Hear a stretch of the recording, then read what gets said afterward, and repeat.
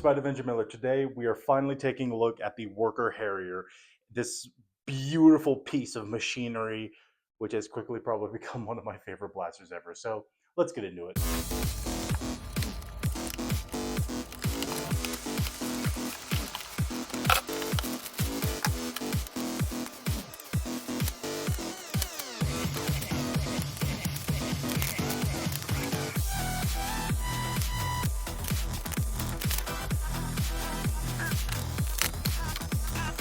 Included with the Worker Harrier is the blaster itself, 2 springs, 3 Picatinny rails, 2 barrels, foregrip priming handle with stuff included, side priming handle, darts, a few stickers, and instructions. External overview of the blaster. Starting up at the front, there is no in-strike barrel lug. This is obviously a Worker product. However, it does come with an included scar barrel. This scar barrel is pretty good. It's just the basic cheap one. If you're wanting like really good, like amazing accuracy when you buff up the spring on this guy, I'd recommend something like the HG Scar, that metal one that you see Wacom use all the time. But this one actually works pretty well, especially for the configuration that's in right now. It does shoot laser beams, but it also helps that this blaster is insanely accurate. Then we also have the barrel, but these barrels are actually threaded. And so with these barrels, it's the cool thing about the Harrier is that you can quick swap barrels easy. And then when you just pick a size you want, you can just put them back in and thread it in. It's very quick, and there's enough threads on it that it's a very good air seal. It is a little tricky getting them in there at some points, but you just need to remember righty-tighty, lefty-loosey, obvious with all that. And 2 barrels are included with the Harrier, but they also have a few more sold separately on the Other Darts website. This is just the kind of longer barrel that they have included in the box, but they also have a shorter one included in the box. Then down below, we do have a pick rail right here, 2 on the side, and 1 long one at the top. Now, the thing is, these are metal Picatinny rails, and they make the whole blaster feel amazing, but they also have an amazing color that I'm hoping the light can pick up because it looks insanely sexy, especially on this orange. Sorry, there's a lot of praise to this blaster. Then down below, we do have the priming handle to prime. You can pull and then release, and it springs forward, and the prime action is insanely smooth. This thing is fantastic. This is just honestly, it's probably one of the best prime actions I have ever felt on a blaster, and it's amazing. Now, when the spring does go higher, the prime does get a little bit harder, but once you break it in, it starts to become really smooth. But if you are doing it with sore arms, like yours truly, it does take a little bit of force, but not with the spring that I have in here right now because it is very easy. And what is included is also the included Worker foregrip. This is a pretty standard foregrip, but it's light. It's really nice. It really helps you like stabilize the blaster, and it's a very comfy one. But they do have angled, but then you can also swap it out with a shotgun style one. But for bigger spring loads, it's easier to have this kind of a foregrip because it really helps you that you don't really have to like use grip strength, but you can just grab it with this or use the leverage of your arm to pull it back like that. Now, obviously, it's primed. And a cool feature with this blaster, you can deprime it. And we'll get into that a little later. Then back behind, we do have the magwell. To remove the magazine, just strike the little flappy paddle here, and you pull out your magazine. You do not have to prime back the Harrier at all to take out the mag or insert the mag. And this magwell is flared like a funnel, so you don't even have to look to get it in there. And it feels awesome. My buddy Faye said, "You'll know what a flared magwell is when you test it out," and he was totally right. But included with the blaster is this little like stubby 5-round magazine. You can technically fit 6 in here, but if you overfill the magazine, it does wear out the spring, but also it can get a little bit jammed in here. However, the blaster is also compatible with the standard Worker Talon mags. I assume they included the stubby one just to make the blaster feel more streamlined, but also I think that Worker knew that the hardcore buyers of this blaster already have a ton of these magazines, and this is just a 20 rounder from Worker. Obviously, it has a nice little curve. You get it, the curve. But it's a really good magazine, and of course, this blaster is compatible with all sorts of Talons and a lot of good magazines. But it just works so well. And this magazine, again, is not included, it is sold separately. Back behind, we do have the safety. When it is protruding on this side, it's safe. I cannot pull the trigger, push it in, and you can pull the trigger. And then down to the trigger itself, the trigger pull is amazing. It's a nice, clean break. And the blaster, of course, does not have slam fire. Not having slam fire may be a little bit disappointing, but on a blaster like this, you do not want to dry fire it ever, because again, People will hate you. I know. I don't even like dry firing blasters, and when I see people do it, I go crazy. So if you ever wanted to deprime the blaster, when you're priming it from here, you pull the trigger and it deprimes itself. But do not like pull that trigger and then let it go, just to ensure safety. And it also helps a little bit with just the system in here. Even though this is incredibly smooth and robust, it's not really a wise thing to pull the trigger and have it slam forward, because that could actually break something. And down to the grip itself. The grip is insanely comfy. It's a very basic design, but it also works really well. And the knuckle guard in here, another thing about it is it's also metal, and it's done in the same color, which is just amazing. And the grip does have this like nice little rubber sleeve on it, and it really helps with like if you have sweaty palms, it's not going to really affect it too much. However, I have noticed that it is rather loose, or at least mine has grown loose over time. And so you may have to put some super glue on there to tighten it again, or not tighten it, but like ensure that it stays on there. But it is removable so that you can take it off when you paint it and all that to make it look even cooler, which is awesome. Moving back again, we do have the rear iron sight, which corresponds with the front iron sight. However, the sight picture is not really the best because they're so low down to the blaster that you can't get the best sight picture. I can get one right now, but that's because I'm actually like turning my head insanely. So to use these properly, you'd have to hold it out like this, sort of like a pistol. But if you, but because it's a Picatinny rail, you could put a scope on there if you want to, or you could get the new iron sights that came with the Worker Seagull and just put them onto here. And from what I've seen, those are great iron sights. I haven't had the time, the opportunity to use them myself, but they're really good. Then going back behind, we do have the stock and the buffer tube. So with this stock design, of course, obviously it is a standard M4 buffer tube, and the stock that's included is actually a really comfy one. And one minor gripe I have about this stock is if you have facial hair and you rest your face on the stock, occasionally a hair will get stuck in there, and it will actually like pull out your facial hair, which is kind of weird. I know I don't have any right now other than this, and that's just because I let this grow out. But occasionally, whenever I would have like hair growing here, I'd put my cheek on there, and as I'm firing it, I lift up, and it's like, ow! And the good thing about the stock is it is incredibly sturdy, but of course it's an M4 buffer tube, so you can replace it with whatever stock you really wanted to. But this one is included, and it's actually a very comfy stock. It sits in there well, but also the buffer tube is actually slightly longer than usual. So in the full configuration, it's perfect for my size. Obviously, your arm will get tired occasionally, but it works amazing. And plus, it really helps that it doesn't just slam closed when you prime it, so it's rock solid. Again, this whole blaster is just rock solid. But there's a little secret tool. You take off the stock, and you see back here, this is the one tool to take apart the entire blaster.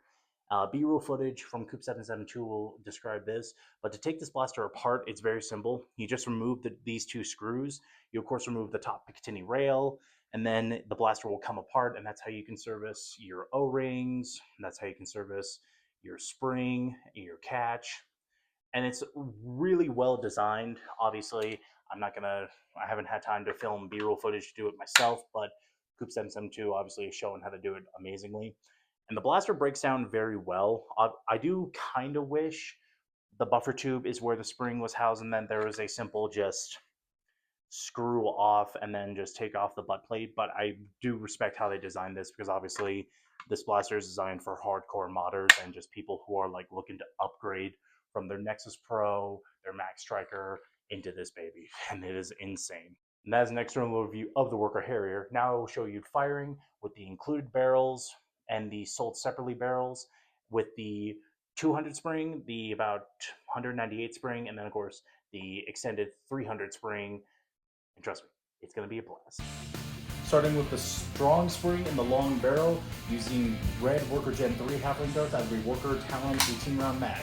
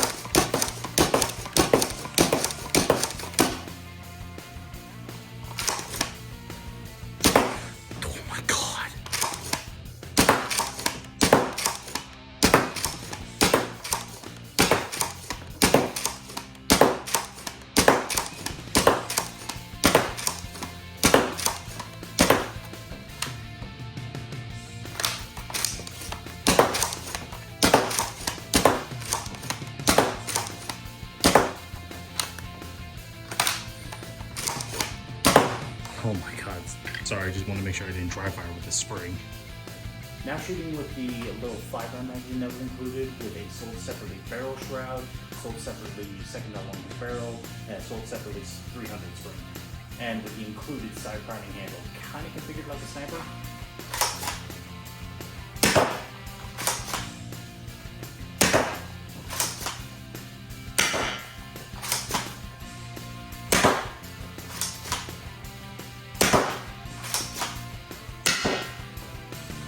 Obviously, firing the Worker Harrier is an absolute blast. And sorry, I forgot to include the priming handle, the side priming handle in the overview. That was just kind of by mistake. And obviously, of course, I have the longer barrel 300 spring barrel shroud on it just because this is kind of my configuration of the blaster. But this thing performs amazingly. I'm really surprised. How well? I put it up on my chronograph to find out. With Worker Gen 3 darts with the smaller spring, with the smallest barrel, I got an average of 155 feet per second, which is an amazing velocity. It's about on par with the Nexus Pro and all that. But then I threw in the long spring with the longer barrel, and I got an average of about 197 feet per second. But then with this configuration, with this spring and this barrel, I got an average of 287 feet per second. And a lot of those shots, they really kissed over the 300 mark, especially when you put in bamboo darts like the Nitro Shot Plus darts from Dart Zone or Worker Bamboos. They are amazing. But holy crap, this thing is an actual tack driver. And that is all the objective information I can provide in this blaster. Not in my personal opinion. My personal opinion is I love this thing. This is perhaps one of my all time favorite blasters. The prime action, the accuracy, the power, the build quality, the plastic quality, everything on it is just done so amazingly. Like, I can't really describe like how well they did this. Everything from the flared magwell to the performance to the takedown to like how sleek everything is. It's a well built product, and it's amazing. I've been wanting this blaster forever, and that's gonna go into like one of the reasons why I haven't had it before. But it's like, dude, I've wanted this blaster for so long, and I cannot believe it's in my hands now because it's an amazing product. Now, this is gonna get a little weird because I don't really have a whole lot of complaints with this blaster, which is weird because as a product reviewer, you're supposed to find complaints, and I have found a few, but they're again very minor. So obviously, the stock is one.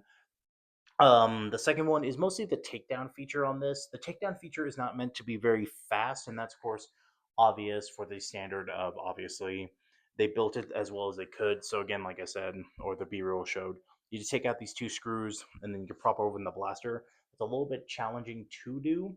However, of course, what's funny is the community's already come to the rescue and they made toolless thumb screws that you can take off here. Then obviously the top rail must be entirely removed to split apart the blaster. However, they have actually made a rail now to where you can split it so that you can just take the whole entire shell apart without the rail kind of being needed to remove. So obviously that's a pretty useful feature as well. Second, I don't know if you noticed. Oh, well, actually, I noticed it. Something that was kind of weird is that whenever I would leave this thing primed and then I would go around, sometimes the dart that was loaded in the barrel falls out. And I think that's literally just me priming and realizing that you don't want to really do that. You want to prime it and then, of course, mostly keep it deprimed. But that's just me. That was just kind of a weird thing that I noticed. But other than those, it's amazing. The only other real complaint I have with this blaster is obviously the price. The price is very expensive for the Worker Harrier. It's about $200 with shipping included. Well, it's 180 plus with shipping. That brings it up to 200. The only reason I have this is because I won it in a giveaway, and I'm so thankful that God landed in my favor and gave me this amazing blaster as an amazing Christmas present. I've literally like I have shot thousands of rounds with this thing. I have plinked with this. I have welted my roommates. I have shot so many rounds with this. I've put so many rounds over my chronograph with this. It's amazing. Now to the question to buy or not to buy. First of all, you need to think about the velocity that you're going to be shooting at. This is a very specialized blaster and it shoots way too hard for most game types. This is something for like Super Stock or like Maryland Mayhem or stuff like that. In HPZ, this is not allowed. I think I saw one person get it down enough to HPZ specs, but even with it, it is still too powerful. So obviously, yes, this is like a 100% purchase, but again, you just need to really be careful and think about the velocity that you are shooting at. And as well, there are cheaper options for pump action springers on the market. Like there's the Nexus Pro X for only $50. There's the Max Striker 2.0 for $50. However, this, like I said, this is the blaster that you would really like. If you had already had your fill with those, this is the next level up. This is what you graduate to. And I'm truly amazed and blessed and honored to have it. And it means a lot to me. Like this is just truly one of my favorite blasters ever. So yes, I do recommend the Worker Harrier for if you are looking to upgrade from the pump action springers you bought at Walmart to this. This is one of the best blasters you can get your hands on right now. Thank you so much for watching, Dude Bros. Thank you so much for watching, Dude Bros. Apologies again for the break, but much love, blast on, and stay tactical.